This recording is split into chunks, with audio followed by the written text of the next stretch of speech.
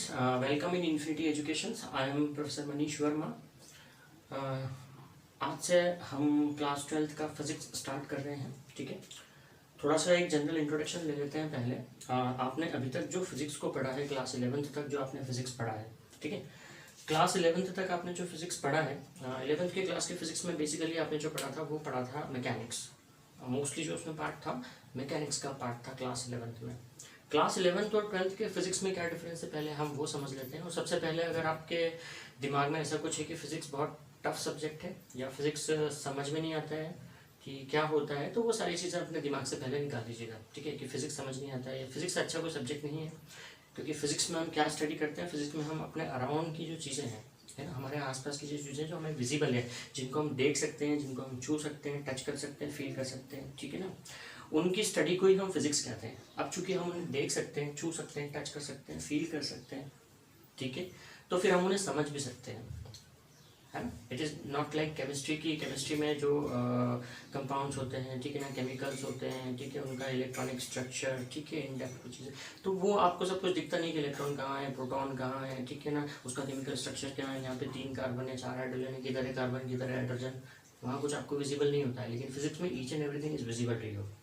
ठीक है, तो क्लास 12th का जो फिजिक्स है वो बहुत ही अच्छा है, मतलब उसका सिलेबस काफ़ी अच्छा है.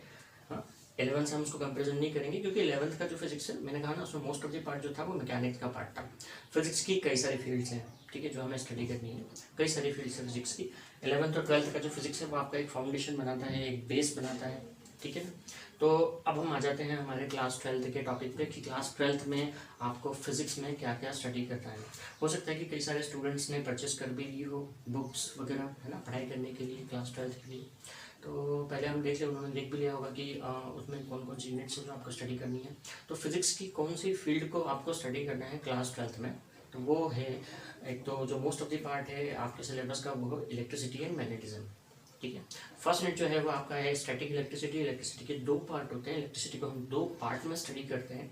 एक है आपका फर्स्ट पार्ट है स्टैटिक इलेक्ट्रिसिटी, जो है आपका यूनिट 1. दूसरा यूनिट 2 में आपका है करंट इलेक्ट्रिसिटी. ठीक है, यूनिट नंबर 3 में जाते हैं इसके मैग्नेटिक इफेक्ट्स पे, इलेक्ट्रिक करंट के जो मैग्नेटिक इफेक्ट्स होते हैं. यूनिट 3 होता है, यूनिट 3 है वो आपका. ठीक है, यूनिट नंबर 4 में हम इलेक्ट्रोमैग्नेटिक इंडक्शन और ऑल्टरनेटिंग करंट्स को जानेंगे कि क्या होता है. तो ये यूनिट 1 से लेकर के यूनिट 4 तक आपका पूरा इलेक्ट्रिसिटी एंड मैग्नेटिज्म वाला पोर्शन है. ओके, फिर यूनिट 5 पर अगर आप जाते हैं तो वो है ऑप्टिक्स, जिसमें आपको रे ऑप्टिक्स और वे ऑप्टिक्स को स्टडी करना है. तो वो एक पोर्शन अलग हो गया आपका ऑप्टिक्स. उसका इलेक्ट्रिसिटी एंड मैग्नेटिज्म से कोई रिलेशन नहीं है. ठीक है, यूनिट नंबर 5 जो आपका ऑप्टिक्स का है. फिर यूनिट नंबर 6 में आता है ड्यूअल नेचर ऑफ मैटर, जो कि अगर आपने ऑप्टिक्स पढ़ा है तो ही आप आगे उससे समझ सकेंगे कि ड्यूअल नेचर ऑफ मैटर क्या है. ठीक, देन एटम्स एंड न्यूक्लियाई, और फिर जो आपका होता है सेमीकंडक्टर्स. ठीक है ना, जो आपका लास्ट वाला पोर्शन होता है वो होता है सेमीकंडक्टर्स. तो बेसिकली आपका जो फिजिक्स डिवाइडेड है वो इलेक्ट्रिसिटी एंड मैग्नेटिज्म और लाइट आपको स्टडी करना है. ऑप्टिक्स का मतलब लाइट स्टडी करनी है आपको, ठीक है ना. और उसके बाद में मॉडर्न फिजिक्स, यानी 3 पार्ट में डिवाइडेड है आपका 12th का syllabus. Electricity and magnetism, optics और मॉडर्न फिजिक्स, जिसमें आप एटम्स एंड न्यूक्लियाई को स्टडी करेंगे. ठीक है, ड्यूअल नेचर ऑफ मैटर भी मॉडर्न फिजिक्स में आता है. ओके, तो स्टार्ट करते हैं आपका यूनिट नंबर 1 से, जैसा कि आपको बोर्ड पर दिख रहा है. यूनिट नंबर 1 में आपके 2 चैप्टर्स हैं, जिसका चैप्टर 1 है. यूनिट नंबर 1 का नाम है इलेक्ट्रोस्टैटिक्स. ठीक है, जिसमें जो आपका चैप्टर 1 है, चैप्टर 1 में आपको स्टडी करना है electric charge and field. Field है ना, इलेक्ट्रिक फील्ड. ठीक है, electric charge and electric field को आपको स्टडी करना है चैप्टर नंबर 1 में.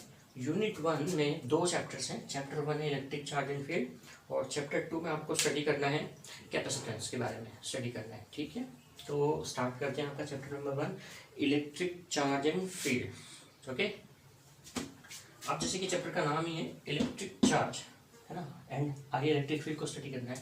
तो सबसे पहले हम ये जानें कि जो चार्ज है क्या होता है. Electric charge means electric charge क्या चीज़ होती है. इलेक्ट्रिक चार्ज क्या होता है. प्रैक्टिकली हमने कई बार ऐसा देखा है कि जब कुछ इंसुलेटिंग ऑब्जेक्ट्स को हमने कहा, इसका सबसे इजीएस्ट एग्जांपल जो होता है और डेली लाइफ का जो हमारा एग्जांपल्स है, जो कि बहुत ही फेमस एग्जांपल्स है कि कॉम्ब जब करते हैं, बालों में कॉम्ब जब करते हैं, ठीक है, प्लास्टिक का कॉम्ब जब उसको आप किसी लाइट ऑब्जेक्ट के पास में, लाइट ऑब्जेक्ट मतलब पेपर के पीसेस के पास में या कपड़े के पास में, किसी क्लॉथ के पास में लेकर के जाते हैं तो वो उससे क्या होता है, अट्रैक्ट होने लग जाता है, ठीक है ना। जब आपने काम किया तो ऐसा क्या हुआ कि वो लाइट ऑब्जेक्ट्स हैं, हल्के जो पीसेस हैं, पेपर के जो पीसेस है वो है, या जो कपड़े का जो पीस है वो क्या है, उस कॉम्ब से अट्रैक्ट होने लगा, ऐसा क्या हुआ।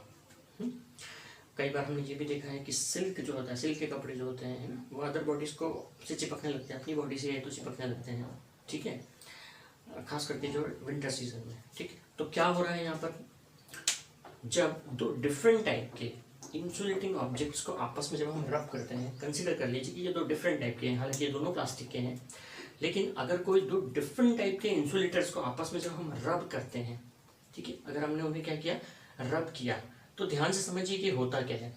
हम उसके जिस पोर्शन से रब करते हैं, जिस पोर्शन से हम क्या कर रहे हैं, रब कर रहे हैं, रबिंग कर रहे हैं, तो उसमें क्या हो रहा है कि उसके अंदर के जो इलेक्ट्रॉन्स हैं उन्हें मिलती है काइनेटिक एनर्जी, और उन्हें काइनेटिक एनर्जी मिलने से क्या होता है कि वो इलेक्ट्रॉन्स का आपस में ट्रांसफॉर्मेशन हो जाता है, जिसमें जिस भी ऑब्जेक्ट में लूजली बाउंड इलेक्ट्रॉन्स हैं कंपैरेटिवली, उसमें से इलेक्ट्रॉन निकल के दूसरी बॉडी में चले जाते हैं, उस पोर्शन में पर्टिकुलरली। अगर आप उसे फ्रंट एंड से यहाँ से क्या कर रहे हैं, रब कर रहे हैं, ठीक है, तो ये यहीं पे होगा, इलेक्ट्रॉन्स का ट्रांसफॉर्मेशन इधर नहीं होगा, नीचे, ठीक है। ये इंसुलेटिंग ऑब्जेक्ट्स है, रबिंग किया, इलेक्ट्रॉन्स आपस में क्या हो गए, ट्रांसफर हो गए, तो क्या हुआ उससे, एक जिसमें से इलेक्ट्रॉन्स निकल के चले गए हैं, एक बॉडी जिसमें से इलेक्ट्रॉन निकल गए हैं, ठीक है, उसमें क्या हो गया, डेफिशिएंसी, इलेक्ट्रॉन्स की डेफिशिएंसी आके कमी हो गई इलेक्ट्रॉन्स की, और दूसरी बॉडी में इलेक्ट्रॉन ट्रांसफर हो गए थे, इट मीन्स उस बॉडी में क्या हो गया, इलेक्ट्रॉन्स एक्सेप्ट किए उस बॉडी ने, तो उसमें हो गया एक्सेस ऑफ इलेक्ट्रॉन्स, ज़्यादा हो गए इलेक्ट्रॉन, एक में कम हुए इलेक्ट्रॉन, दूसरे में इलेक्ट्रॉन्स ज़्यादा हो गए। तो ये जो एक्सेस ऑफ इलेक्ट्रॉन्स है या डेफिशिएंसी ऑफ इलेक्ट्रॉन्स है, यही इसी को तो हम कहते हैं इलेक्ट्रिक चार्ज, क्योंकि ये जो इलेक्ट्रिक चार्ज है, अब ये इलेक्ट्रिक चार्ज जैसे हमने बता दिया कि ये जो एक्सेस ऑफ इलेक्ट्रॉन है या डेफिशिएंसी ऑफ इलेक्ट्रॉन है, केमिस्ट्री में आपने ये पहले से पढ़ रखा है, कई सारी क्लासेस से आप पढ़ते आ रहे हैं पिछली। जो इलेक्ट्रॉन को डोनेट कर देता है उस पर कौन सा चार्ज आता है, पॉजिटिव चार्ज, जो इलेक्ट्रॉन एक्सेप्ट करता है उस पर कौन सा चार्ज आता है, नेगेटिव चार्ज आता है। तो ये जो चार्ज की हम बात कर रहे हैं ना कि पॉजिटिव नेगेटिव चार्ज, यही इसी को कहते हैं हम क्या, इलेक्ट्रिक चार्ज।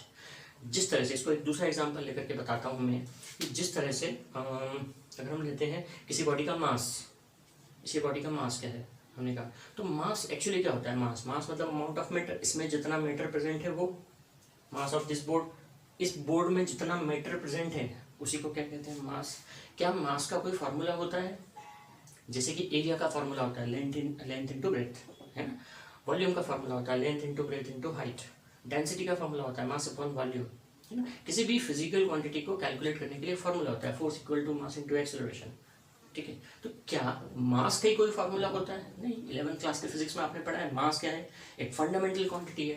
फंडामेंटल क्वांटिटी का मतलब क्या है, कैसी क्वांटिटी, जिसका प्री एग्जिस्टेंस है, जो कहीं से डिराइव होकर के नहीं आ रहा है, वो एक फंडामेंटल एंटिटी है ना। मैटर एक फंडामेंटल एंटिटी है, ओके। तो अमाउंट ऑफ मैटर यानी कि मास क्या है, एक फंडामेंटल एंटिटी, एक फंडामेंटल प्रॉपर्टी है किसी भी ऑब्जेक्ट की। उसी तरह से ये जो इलेक्ट्रिक चार्ज है ये भी क्या है, फंडामेंटल एंटिटी है, फंडामेंटल प्रॉपर्टी है मैटर की, है ना, इलेक्ट्रिक चार्ज, जो सभी बॉडीज में होगा। लेकिन क्या है कि जब तक ये बॉडी न्यूट्रल है, अभी ये बॉडी न्यूट्रल है, हमने इसको किसी से रब नहीं किया, इसके अंदर कोई इलेक्ट्रिक चार्ज प्रोड्यूस नहीं हुआ, इसके अंदर इलेक्ट्रॉन्स हैं, ठीक है, इसके अंदर इलेक्ट्रॉन्स हैं, लेकिन अभी ये बॉडी को हम इलेक्ट्रिकली चार्ज बॉडी नहीं कहेंगे, अभी ये बॉडी नॉर्मल है ना, न्यूट्रल है। लेकिन जब रब करते हैं हम दूसरी अदर बॉडी के ऊपर, दूसरी डिफरेंट टाइप की इंसुलेटिंग बॉडी पे, तो उससे क्या हुआ, इलेक्ट्रॉन्स का ट्रांसफॉर्मेशन हो गया, है ना। एक बॉडी में पॉजिटिव चार्ज आ गया, दूसरी बॉडी में नेगेटिव चार्ज आ गया। अब ये दोनों बॉडीज क्या हो गई, इलेक्ट्रिकली चार्ज हो गई, इलेक्ट्रिकली ये अपोजिट चार्ज से चार्ज हो गई। तो समझ में आया आपको कि इलेक्ट्रिक चार्ज का मीनिंग क्या है अच्छे से, कि ये चार्ज का मतलब क्या है, फंडामेंटल क्वांटिटी है ना, इलेक्ट्रॉन्स का आपस में ट्रांसफॉर्मेशन हो गया। और हमने क्या कहा कि ये इंसुलेटिंग बॉडी है, तो इंसुलेटिंग बॉडी को रब करने से इलेक्ट्रॉन्स का आपस में ट्रांसफॉर्मेशन हुआ। क्या कंडक्टिंग बॉडी को, आप कंडक्टर और इंसुलेटर आप अच्छी तरह से जानते हैं पहले से, कंडक्टर में जिसमें इलेक्ट्रिक करंट फ्लो हो सकता है, उसको आप इलेक्ट्रिकली कंडक्टर बॉडी कहते हैं। और इंसुलेटिंग बॉडी मतलब जिसमें इलेक्ट्रिक करंट फ्लो नहीं हो सकता है, उसको आप बोलोगे इंसुलेटिंग बॉडी। तो कंडक्टर बॉडी में क्या होता है, फ्री इलेक्ट्रॉन्स होते हैं मूव करने के लिए, इसलिए वो बॉडी कंडक्टिंग बॉडी है। आयरन की रॉड लेगी, कोई भी मेटेलिक बॉडी हमने ले ली, कॉपर, आयरन, सिल्वर, निकल, कुछ भी, एल्यूमिनियम, मेटेलिक बॉडी है, उसमें फ्री इलेक्ट्रॉन्स हैं, इसलिए उसमें इलेक्ट्रिक करंट फ्लो हो सकता है। किसी भी इंसुलेटिंग बॉडी में, जैसे ये प्लास्टिक है, ठीक है, ग्लास हो गया, रबर हो गया, इनमें फ्री इलेक्ट्रॉन्स नहीं होते मूव करने के लिए, इसलिए इनमें इलेक्ट्रिक करंट फ्लो नहीं होता है। ठीक है, फ्री इलेक्ट्रॉन्स नहीं है इसलिए इलेक्ट्रिक करंट फ्लो नहीं हो सकता है। तो अगर आप कंडक्टिंग बॉडी को आपस में रब करेंगे, सपोज आपने एक आयरन की और एक कॉपर की रॉड लेकर के आपस में क्या किया, रब किया, तो क्या इलेक्ट्रिक चार्ज प्रोड्यूस हो जाएगा, इलेक्ट्रॉन्स का ट्रांसफॉर्मेशन हो जाएगा। फ्री इलेक्ट्रॉन्स हैं, ठीक है, फ्री इलेक्ट्रॉन्स हैं उसमें, तो क्या स्टैटिक चार्ज प्रोड्यूस हो जाएगा, नहीं। बॉडीज कंडक्टिंग है, कंडक्टिंग बॉडीज है, इसका मतलब क्या हुआ, अगर चार्ज प्रोड्यूस भी हुआ तो फ्लो हो जाएगा, चार्ज प्रोड्यूस भी हुआ तो क्या हो जाएगा, क्योंकि कंडक्टिंग बॉडी है तो तुरंत फ्लो हो जाएगा, एक जगह रहेगा नहीं। ठीक है, ये जो हम बात कर रहे हैं इलेक्ट्रिक चार्ज की, ये कैसा इलेक्ट्रिक चार्ज होता है, स्टैटिक। हम चैप्टर ही कौन सा पढ़ रहे हैं, इलेक्ट्रोस्टैटिक्स। स्टैटिक मतलब स्टेशनरी है ना, चार्ज कैसा है, स्टेशनरी, मूव नहीं कर रहा है। जब इलेक्ट्रिक चार्ज मूव नहीं कर रहा है और हम इलेक्ट्रिसिटी को स्टडी कर रहे हैं, उसी को हम इलेक्ट्रोस्टैटिक्स कहते हैं, स्टेशनरी चार्ज को स्टडी करना।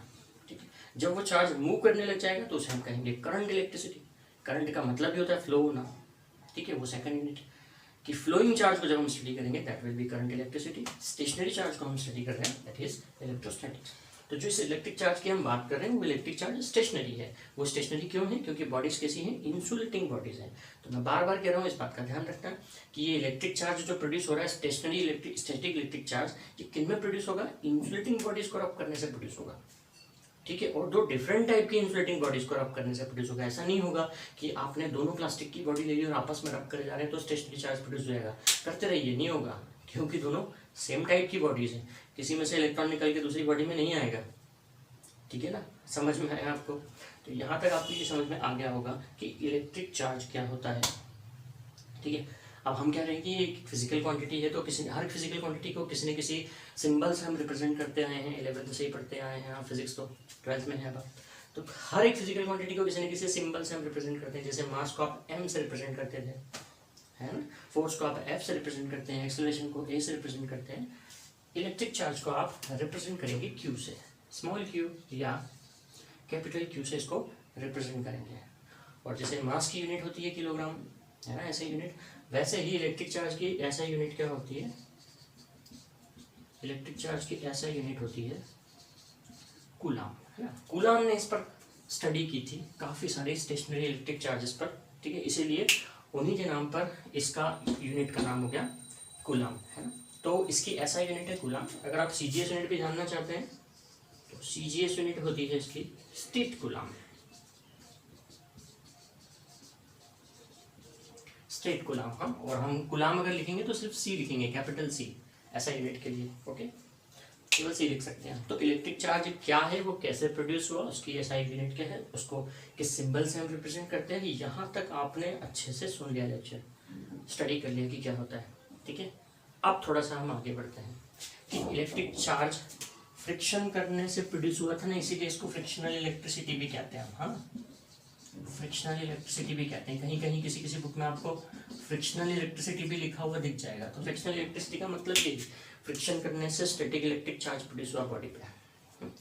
देखिए, फिजिक्स को अगर अच्छे से समझना है, फिजिक्स के कंसेप्ट हमारे क्लियर रखने हैं, है ना, फिजिक्स की अगर प्रॉब्लम्स आपको सॉल्व करनी है तो आपको फिजिक्स को बहुत अच्छे से समझना। अगर आपको समझ में आ गया ना अच्छे से, ठीक है, आप किसी भी क्वेश्चन का आंसर कर सकते हैं, अपने मन से कर सकते हैं आप क्वेश्चन का आंसर। इसके लिए ये ज़रूरी है कि आप पूरा लेक्चर ध्यान से सुने, पूरा लेक्चर आप क्या करें। और आपके लिए तो बहुत अच्छी फैसिलिटी भी अब हो गई कि चूँकि ये वीडियो लेक्चर है ना, तो आप उसको बार बार रिवाइंड करके सुन सकते हैं, है ना। अगर आपको फिर से सुनना है 2 बार 3 बार, कितनी बार, एन टाइम्स आप क्या कर सकते हैं, लेक्चर को सुन सकते हैं।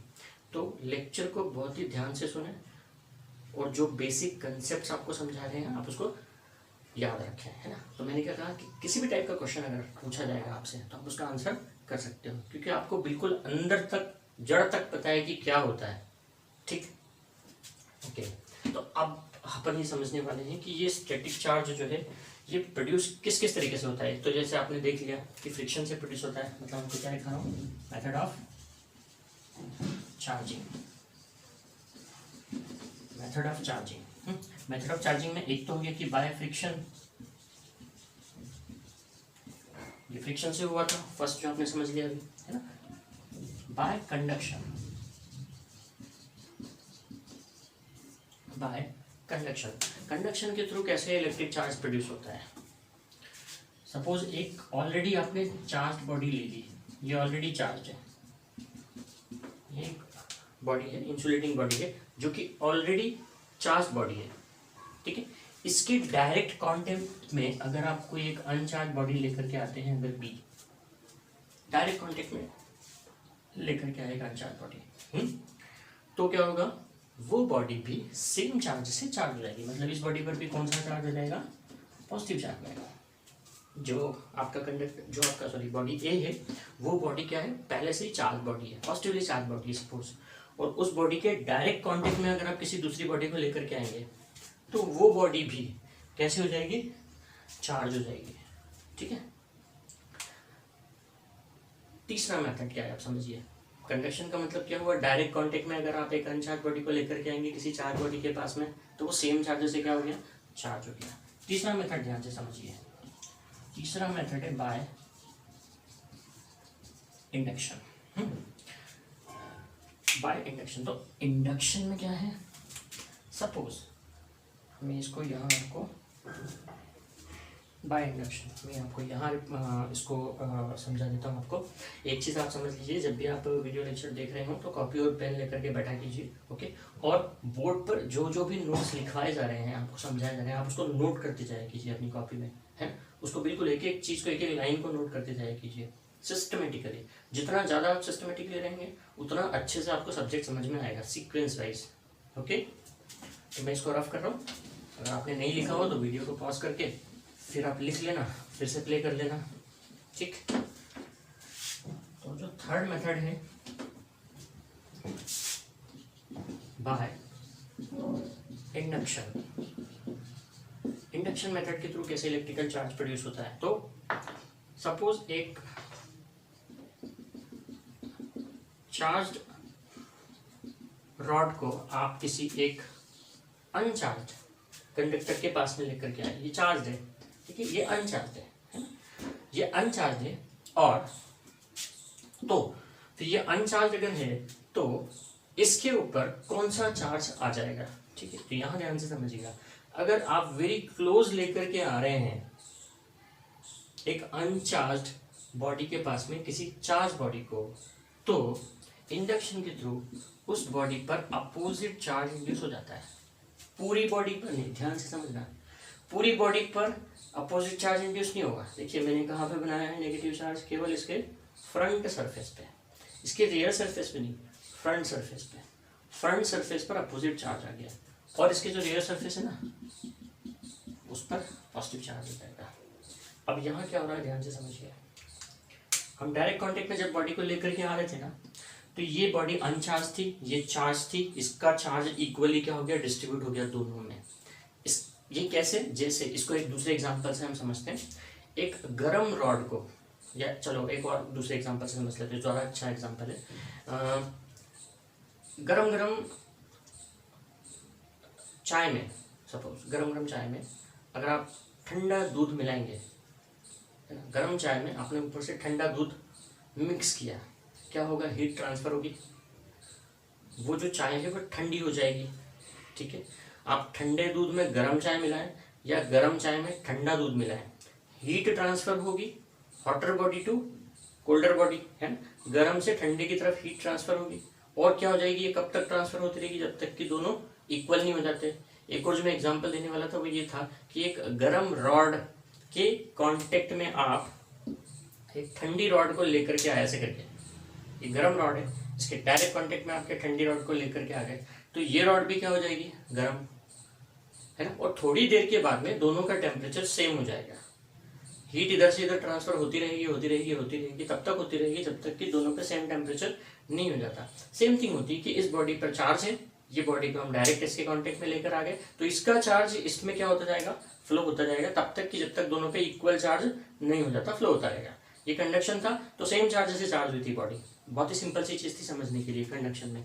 लेकिन यहाँ पे इंडक्शन में क्या होता है, जब एक चार्ज बॉडी को आप वेरी क्लोज लेकर के आ रहे हो किसी अनचार्ज बॉडी के पास में ना, तो उसके अंदर का जो इलेक्ट्रॉनिक कॉन्फ़िगरेशन है, देखिए प्लस और माइनस में क्या होता है, अट्रैक्शन। तो जितने भी नेगेटिव चार्जेस हैं, most of the negative charges, not all electrons, most of the electrons which are very near to the surface, है ना, get attracted toward this positively charge body, है ना। तो यहां पर क्या हो गया, इलेक्ट्रॉन्स आकर के इकट्ठा हो गए, जो इस तरफ थे इलेक्ट्रॉन, सारे इलेक्ट्रॉन नहीं, बॉडी के सारे इलेक्ट्रॉन के साथ में ऐसा नहीं होगा, ओके। जो इधर वेरी क्लोज इलेक्ट्रॉन्स है ना, ओके, वो अपना ऑर्बिट से निकल करके, ठीक है, निकल के यहां पर आकर के इकट्ठा हो जाएंगे इस सरफेस पे। अब तो उस जब इलेक्ट्रॉन, मैंने आपको एक चीज और बता दूं कि जब इलेक्ट्रॉन अपनी जगह से हट जाता है ना, तो जैसे आप ये तो समझते हैं कि नेगेटिव चार्ज का मतलब क्या है, इलेक्ट्रॉन, इलेक्ट्रॉन पर कैसा चार्ज होता है, नेगेटिव चार्ज होता है। जब इलेक्ट्रॉन अपनी जगह छोड़ देता है तो वो जो खाली स्पेस बचा हुआ है उसी को हम कहते हैं यहाँ पे पॉजिटिव चार्ज। इसको आप अच्छे से समझ लीजिएगा, यहाँ पे कंफ्यूजन मत रखिएगा। आप कहेंगे कि जो न्यूक्लियस के अंदर प्रोटॉन होते हैं उस पर पॉजिटिव चार्ज होता है, यस, न्यूक्लियस के अंदर प्रोटॉन और न्यूट्रॉन्स होते हैं, प्रोटॉन पे पॉजिटिव चार्ज होता है, न्यूट्रॉन न्यूट्रल होते हैं। हाँ, यहाँ हम जो पॉजिटिव चार्ज की बात कर रहे हैं वो प्रोटॉन नहीं है, वो न्यूक्लियस के अंदर रहता है। हाँ, हम न्यूक्लियस की बात नहीं कर रहे हैं। न्यूक्लियस के अराउंड इलेक्ट्रॉन रिवॉल्व करते हैं। इलेक्ट्रॉन जब अपना ऑर्बिट से हट जाता है, निकल जाता है, जहां इलेक्ट्रॉन है, जब वो एंटिटी हट गई, है ना, तो वो जो खाली जगह बची हुई है ना, इलेक्ट्रॉन जो हट गया जहां से, वो जो खाली स्पेस है उसको हम यहाँ कहते हैं पॉजिटिव चार्ज। हम प्रोटॉन की बात नहीं कर रहे हैं, पॉजिटिव चार्ज मतलब प्रोटॉन नहीं, ठीक है। वो जो ब्लैंक स्पेस बचा है जहां से इलेक्ट्रॉन हट गया है, वो ब्लैंक स्पेस क्या होता है, पॉजिटिवली चार्ज होता है, ठीक है। तो जो इलेक्ट्रॉन्स अपनी अपनी जगह से हटे और इधर अट्रैक्टेड हो गए ना, तो वो जो पॉजिटिव चार्ज है वो रिपल होगा, प्लस प्लस में रिपल्शन होगा, है ना। तो वो रिपल होकर के उधर वाले सरफेस पे जाकर के क्या हो जाएगा, इकट्ठा हो जाएगा। बात आई यहाँ पे समझ में कि यहाँ इंडक्शन में क्या होगा, इसको अच्छी तरीके से समझना है, इस कंसेप्ट को, ठीक है। ये पॉजिटिवली चार्ज बॉडी थी, ये अनचार्ज बॉडी थी, बी अनचार्ज बॉडी थी। इस अनचार्ज बॉडी के वेरी क्लोज आप इस चार्ज बॉडी को लेकर के आए जो पॉजिटिवली चार्ज थी। इसके अंदर के इलेक्ट्रॉन्स इस पॉजिटिव चार्ज से अट्रैक्ट हुए, उन्होंने अपनी जगह छोड़ी जो इसके पास में क्लोज थे, और कहां आ गए, सरफेस पे आ गए। और वो जो पॉजिटिव चार्ज बचा हुआ था वहां से वो रिपल होकर के क्या हो गया, अपोजिट सरफेस पे चला गया। तो उसके अपोजिट उधर वाले सरफेस पे, रियर सरफेस पे कौन सा चार्ज आ गया, पॉजिटिव, और इसके सरफेस पे कौन सा चार्ज आ गया, नेगेटिव। देखिए ये जो बी बॉडी है, इसमें से कहीं भी इलेक्ट्रॉन निकल के कहीं जा नहीं रहा है ना, ये इसके डायरेक्ट कांटेक्ट में नहीं है। तो इस बी बॉडी में से इलेक्ट्रॉन बाहर नहीं निकल रहा है, इलेक्ट्रॉन निकल के हवा में नहीं जाता है, ध्यान रखना कभी भी, ठीक है। इलेक्ट्रॉन निकला, डायरेक्ट कांटेक्ट में है तो दूसरी बॉडी में चला जाएगा, हवा में नहीं रहता है इलेक्ट्रॉन।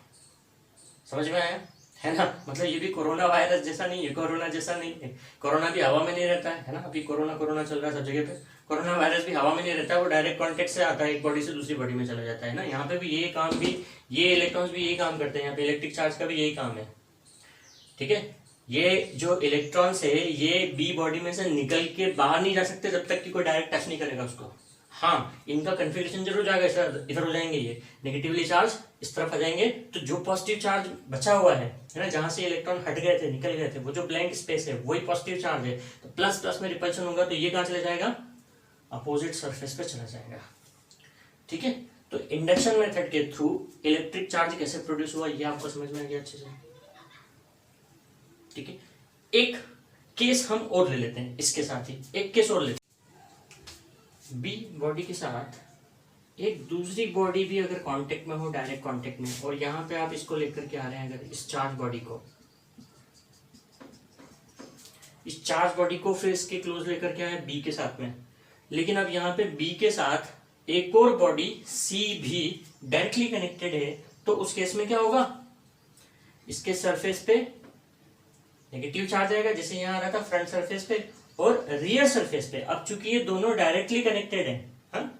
तो इसके ये वाले रियर सरफेस पे सी के राइट हैंड साइड पे पॉजिटिव चार्ज इंड्यूस हो जाएगा। सी के राइट हैंड साइड पे क्या हो रहा था, यहाँ पॉजिटिव चार्ज इंड्यूस हो रहा था ना इस सरफेस पे, आपने एक बॉडी को ला के क्या कर दिया, डायरेक्ट कॉन्टेक्ट में रख दिया, तो उस बॉडी पे ये पॉजिटिव चार्ज कहाँ जाएगा, इस तरफ आ जाएगा, ठीक है। इसके साथ में अगर कोई दूसरी बॉडी डायरेक्ट कांटेक्ट में ला करके रख दोगे ना, तो वो पॉजिटिव चार्ज उसके राइट हैंड साइड पे इंड्यूस हो जाएगा। समझ में आया आपको, ठीक है। अब एक ये केस हमने ले लिया था, एक केस और लेते हैं। अगर आप ये जो सी बॉडी को लेके आए थे, ये रॉड थी जिसपे प्लस चार्ज था, ये वही बी एक बॉडी है, हाँ। अब सी बॉडी को आप अगर डायरेक्ट कांटेक्ट में नहीं रखते हैं, दूर रखते हैं थोड़ा सा, पर very close, not so far, very close, B and C are very close. A पर, ये जो आपकी ए बॉडी है ये पॉजिटिवली चार्ज है, बी के फ्रंट सरफेस पे आएगा नेगेटिव चार्ज, रियर सरफेस पर आएगा पॉजिटिव चार्ज। उसकी वजह से सी के फ्रंट सरफेस पर आएगा नेगेटिव चार्ज और रियर सरफेस पर आएगा पॉजिटिव चार्ज। अंडरस्टूड? दोनों अलग अलग थे। बी पर चार्ज इंड्यूस हुआ और बी पे चार्ज इंड्यूस होने से सी पर चार्ज इंड्यूस हुआ। बी के रियर सरफेस पे पॉजिटिव चार्ज था जो सी के जस्ट सामने था, तो चूंकि ये दोनों अलग अलग है, डायरेक्ट कांटेक्ट में नहीं है, तो इंडक्शन के थ्रू अपोजिट चार्ज इंड्यूस होगा इसके फ्रंट सरफेस पे, यानी सी पे नेगेटिव चार्ज आया और रियर सरफेस पे पॉजिटिव चार्ज आ गया। तो आपको समझ में आ गया कि बाय इंडक्शन चार्ज बॉडीज पर कैसे इंड्यूस होता है। And all these bodies are insulating bodies, not conducting. Understood? ठीक है, एक चीज आप और लिख के रख लीजिए कहीं पे भी, हाँ? क्योंकि ये क्या है, कहीं से भी क्वेश्चन निकल के आ जाते हैं, कुछ भी क्वेश्चन पूछ लिया जाता है। ठीक है, अब चूंकि आप डायरेक्टली सामने नहीं है आप लोग, तो आप लोग अभी क्वेश्चन मुझसे नहीं कर सकते कि ऐसा वैसा ऐसा कैसा कैसे क्या क्या होगा, है ना। तो एक चीज़ मैं आपको और बता दूं, जो जो चीज़ें मुझे याद आती रहती है या जो मैं पढ़ाते पढ़ाते मेरे दिमाग में आ जाता है कोई डाउट, तो अब जैसे ये जो चार्ज इंड्यूस हो रहा है ना, इलेक्ट्रिक चार्ज जो प्रोड्यूस हो रहा है, ठीक है, इंडक्शन से या कंडक्शन से या फ्रिक्शन से जो ये चार्ज प्रोड्यूस हो रहा है ना, तो ये चार्ज प्रोड्यूस हो रहा है, तो ये चार्ज कहाँ पर है। सपोज ये एक बॉडी है, ये एक बॉडी है, ठीक है, तो हमने कहा कि इस पर इधर यहाँ पर इसको रब किया था हमने ऐसे करके, तो इसके ये जो सरफेस है ये वाला, इस सरफेस पे इलेक्ट्रिक चार्ज प्रोड्यूस हुआ, तो जो इलेक्ट्रिक चार्ज प्रोड्यूस हुआ है वो कहाँ है, सरफेस पे है कि बॉडी के अंदर है, कि सरफेस पे भी है और अंदर तक है। क्या पूछ रहा हूं मैं, जो इलेक्ट्रिक चार्ज प्रोड्यूस हुआ है क्या वो सरफेस पे है, क्या वो अंदर है, क्या वो सरफेस पे भी है और अंदर तक भी है, कहाँ है वो स्टैटिक चार्ज जो प्रोड्यूस हो रहा है यहाँ पर, है ना। तो वो मैं एक चीज़ आपको क्लियर कर देता हूँ कि जो स्टैटिक चार्ज प्रोड्यूस होता है ना, वो कहाँ रहता है, सरफेस पे, अंदर नहीं।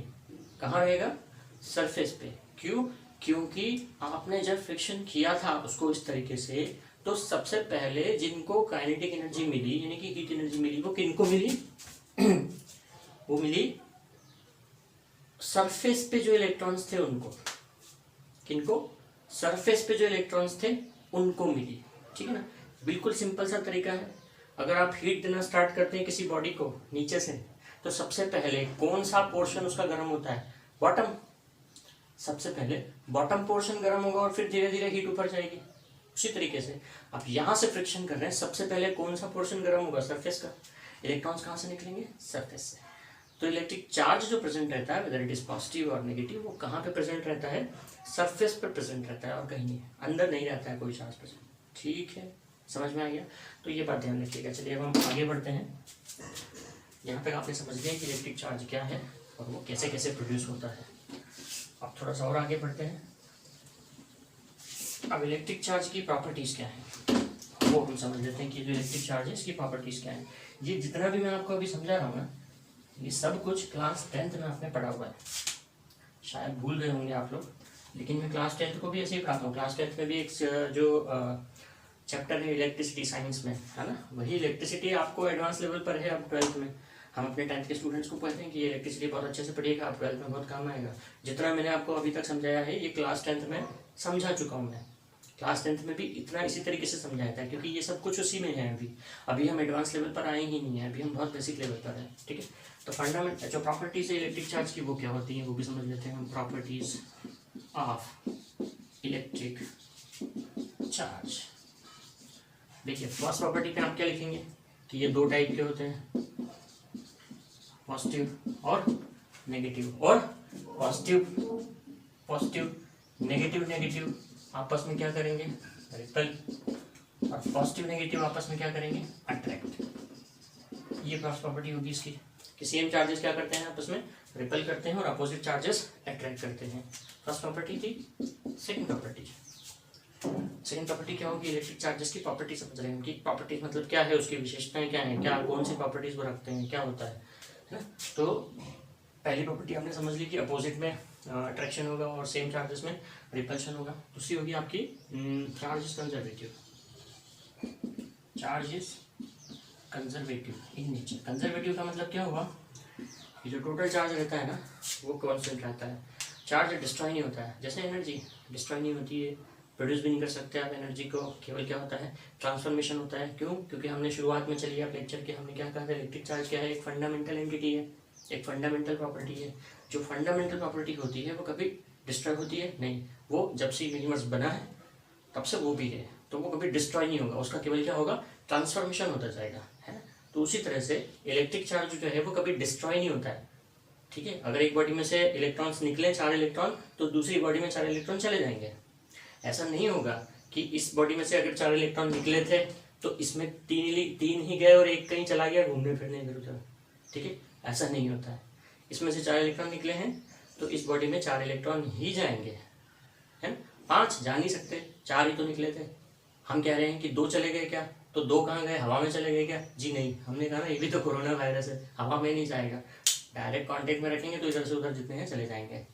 तो समझ में आ गया आपको कंजर्वेटिव का मतलब क्या हुआ, ठीक है ना, कि चार्ज डिस्ट्रॉय नहीं होता है, चार्ज प्रोड्यूस भी नहीं होता है, जितना टोटल चार्ज है वो क्या रहता है कांस्टेंट रहता है। Third, charge is additive,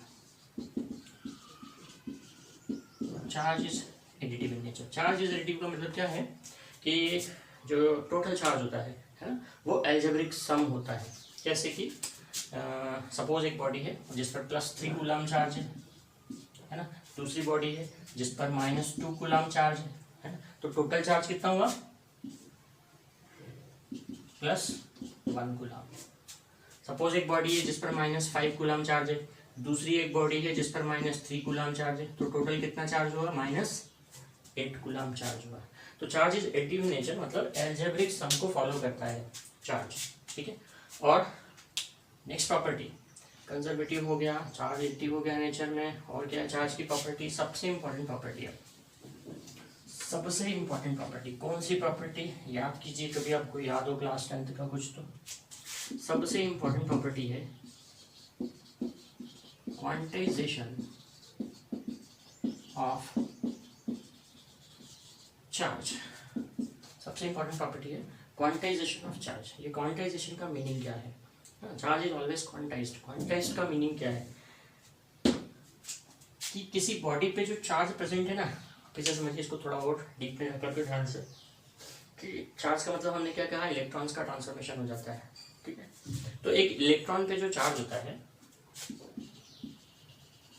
charge on 1 electron, electron को मैं ऐसे रिप्रेजेंट कर रहा हूँ, charge on 1 electron is value of charge is 1.6 into 10⁻⁻19 coulomb. इसकी जो न्यूमेरिकल वैल्यू होती है, मैग्नीट्यूड जो होता है इलेक्ट्रॉन पे जितना चार्ज होता है प्रेजेंट, उसकी वैल्यू होती है 1.6 इंटू 10⁻⁻19 कूलम। याद रखिएगा through out the chapter, not only chapter, through out the total आपका सिलेबस जितना है, ठीक है, 12th का फिजिक्स का, हर जगह पर काम में आने वाला है। और ये माइनस में होता है, ठीक है। चार्ज ऑन 1 इलेक्ट्रॉन, वैसे ही चार्ज ऑन 1 प्रोटॉन, प्रोटॉन पे चार्ज होता है सेम लेकिन प्लस में 1.6 इंटू 10⁻⁻19 कूलम। तो जैसे एक इलेक्ट्रॉन पे इतना चार्ज है, अभी अभी हमने ये पढ़ा था कि जैसे 4 इलेक्ट्रॉन इसमें से निकले तो इसमें 4 इलेक्ट्रॉन जाएंगे। तो किसी बॉडी पे जो टोटल चार्ज प्रेजेंट होता है ना, वो क्या होगा, इसको आप ऐसे समझिए, 4 इलेक्ट्रॉन निकले, 4 उसमें चले गए, 10 इलेक्ट्रॉन निकले, 10 उसमें चले गए। क्या ऐसा हो सकता है 3.5 इलेक्ट्रॉन निकले, 3.5 इलेक्ट्रॉन निकले और उधर गए, ऐसा होगा क्या? या एक इलेक्ट्रॉन का 1/4 पार्ट निकला, मतलब एक इलेक्ट्रॉन के 4 टुकड़े हो गए और एक टुकड़ा निकल के दूसरी वाली बॉडी में चला गया और बाकी के 3 पीसेस उधर ही है, इलेक्ट्रॉन के पार्ट्स हो गए। और इलेक्ट्रॉन एक बेसिक एंटिटी है, इलेक्ट्रॉन के खुद के पार्ट्स नहीं होते हैं, ठीक है। मतलब ऐसा नहीं होगा ना कि 5.5 इलेक्ट्रॉन निकल के उधर चले गए, जाएंगे तो होल नंबर्स में जाएंगे, 5 इलेक्ट्रॉन्स गए, 10 इलेक्ट्रॉन्स गए, 100 इलेक्ट्रॉन्स गए, या 1000 इलेक्ट्रॉन गए। ऐसा होगा क्या कभी कि इलेक्ट्रॉन के टुकड़े होके और फिर उधर गए? ऐसा नहीं हो सकता है ना। तो इसका मतलब क्या है कि किसी बॉडी पर जितना टोटल चार्ज प्रेजेंट है, total charge present on a body is always an integer multiple of charge on electron. This is quantization of charge. Total charge present on a body is always an integer multiple of charge on electron. Means Q is equals to plus minus n times of E. Q यानी total charge body पर जितना present है वो किसके equal होगा? E यानी charge on one electron, उस E का integer multiple n times. n की वैल्यू क्या है यहाँ पे? 1 2 3 4 5 6 and so on. Where n is equals to 1 2 3 and so on. मतलब 1 time, 2 time, 3 time, nth time. ठीक है, समझ गए? Total charge is equal to n times of charge on one electron, है ना. मीन्स चार्ज कैसा प्रेजेंट होगा किसी बॉडी पर? अगर प्रेजेंट है तो वो प्लस माइनस ई या plus minus 2e plus minus 3e, क्योंकि चार्ज पॉजिटिव भी हो सकता है नेगेटिव भी हो सकता है, इसलिए हमने प्लस माइनस लगाया है ना. चार्ज इस तरीके से प्रेजेंट होगा किसी बॉडी पर. इलेक्ट्रॉन का, एक इलेक्ट्रॉन पे जितना चार्ज है उसका इंटीजर मल्टीपल, मतलब 1.6 इंटू 10⁻⁻19 का 2 टाइम्स 3 टाइम्स 4 टाइम्स या 100 टाइम्स या 50 टाइम्स, है ना. मतलब चार्ज फ्रैक्शन में प्रेजेंट नहीं हो सकता है, शॉर्ट में हम कहें तो. ठीक है, चार्ज फ्रैक्शन में नहीं हो सकता कभी किसी बॉडी पे. मतलब चार्ज कभी ऐसा नहीं हो सकता है E/2 या 3E/7, ठीक है, या -5/2E, ऐसे फ्रैक्शन में नहीं हो सकता कभी चार्ज ना. नॉट इक्वल टू लिखा मैंने, समझ में आ गया. चार्ज की इस प्रॉपर्टी को आप क्या कहते हैं? Quantization of charge. ठीक है, लेकिन यहाँ पर एक बात नोट करके रख लीजिए कि जो अब मॉडर्न फिजिक्स है, ठीक है ना, अब जो डिस्कवरीज होती जा रही हैं धीरे धीरे से, लेकिन ये जो सब चीज़ें हैं अभी आपके सिलेबस में इंक्लूड नहीं हुई हैं. तो मैं आपको एक चीज़ बता दूं कि इलेक्ट्रॉन्स भी, जैसे अभी तक आप ये जानते थे कि किसी एटम में क्या क्या होता है. एक न्यूक्लियस जिसमें प्रोटॉन और न्यूट्रॉन होते हैं, और उस न्यूक्लियस के आसपास इलेक्ट्रॉन रिवॉल्व करते हैं. यानी 3 चीज़ें जानते थे आपकी एटम में, ये 3 तरह की चीज़ें होती हैं, इलेक्ट्रॉन, प्रोटॉन और न्यूट्रॉन. अभी तक आप ये जानते थे, लेकिन अब जो फर्दर स्टडीज हुई हैं आगे और डिस्कवरीज हुई हैं, उसमें ये पता लगा लिया गया है कि इलेक्ट्रॉन्स और जो प्रोटॉन्स होते हैं, ठीक है, वो भी एक छोटे पार्टिकल से मिलके बनते हैं जिसको क्वार्क्स कहते हैं. क्या कहते हैं? क्वार्क्स. क्वार्क्स से मिलकर के बनते हैं इलेक्ट्रॉन्स प्रोटॉन्स की. ठीक है ना, ये डिस्कवरी हो चुकी है. लेकिन हमने कहा ना कि अभी ये सब कुछ आपके सिलेबस में सारी चीज़ें इंक्लूड नहीं हुई है ना. तो इसलिए अभी quantization of charge holds good. Okay, अभी हम ये ही लॉ को अप्लाई करते हैं हर जगह पे. ठीक है ना. तो आपने यहाँ से यहाँ तक में जितना पढ़ा उसमें आपने एक सबसे पहला फार्मूला, जब से आपका चैप्टर स्टार्ट हुआ है, ये पढ़ लिया, Q equal two plus minus n, क्योंकि फिजिक्स फार्मूलों का खेल है. अगर आपको न्यूमेरिकल सॉल्व करने तो आपको फार्मूले पता होना चाहिए, फार्मूला याद होना चाहिए, तो आपसे न्यूमेरिकल सॉल्व हो जाएगा, है ना. तो पहला फार्मूला पढ़ लिया आपने अभी तक, Q equal two plus minus n. अब हम करते जाइएगा धीरे धीरे फार्मूले, और आगे कौन कौन से आप फार्मूले पढ़ते जा रहे हैं ना. ये Q equal two plus minus n में Q क्या है? Total charge present on any object. n क्या है? Integer, 1 2 3 4 and so on. 0 है, 0 होगा तो 0 रहेगा टोटल चार्ज. E क्या है? चार्ज ऑन वन इलेक्ट्रॉन, जिसकी वैल्यू कितनी है? याद रख लीजिएगा, 1.6 इंटू 10⁻⁻19 कूलम. प्रोटॉन पर भी सेम चार्ज होता है बट प्लस में होता है ना. रफ करें इसको अब, ठीक है. तो आज के लिए अपन इतना ही समझते हैं, इतना ही पढ़ते हैं तो बेटर रहेगा कि हमने आज इस लेक्चर में क्या समझ लिया. इलेक्ट्रिक चार्ज क्या होता है, वो कैसे प्रोड्यूस होता है, किस किस मेथड के थ्रू वो प्रोड्यूस होता है, by friction, bye conduction, by induction. इसको हमने बहुत अच्छे से समझा, है ना. चार्ज को किससे रिप्रेजेंट करेंगे? सिंबल Q से, स्मॉल q या कैपिटल Q. चार्ज की यूनिट कूलम, SI यूनिट, और CGS यूनिट स्टेट कूलम. ठीक. चार्ज की प्रॉपर्टीज, ठीक है. टोटल हमने 4 प्रॉपर्टीज पढ़ी हैं, जिसमें जो 4th थी क्वांटाइजेशन ऑफ चार्ज. आपको बोर्ड पर देख रहे हैं आप, जब से हम ये कुछ पढ़े जा रहे हैं, है ना. अब इसके बाद आपका सबसे इम्पोर्टेंट टॉपिक जो है, यानी कि अब जो है आपका असली फिजिक्स जो है वो शुरू होगा, वो होगा आपका कूलम्स लॉ. ठीक है ना. इसके बाद हम जो पढ़ेंगे वो पढ़ेंगे कूलम्स लॉ क्या है. सबसे इम्पॉर्टेंट चीज़ है, चैप्टर का सबसे एक इम्पॉर्टेंट टॉपिक है, उसी के ऊपर बेस्ड है आगे का चैप्टर. कूलम्स लॉ पर ही बेस्ड है आगे का पूरा चैप्टर, है ना. तो उसको आप ध्यान से पढ़िएगा, ठीक है.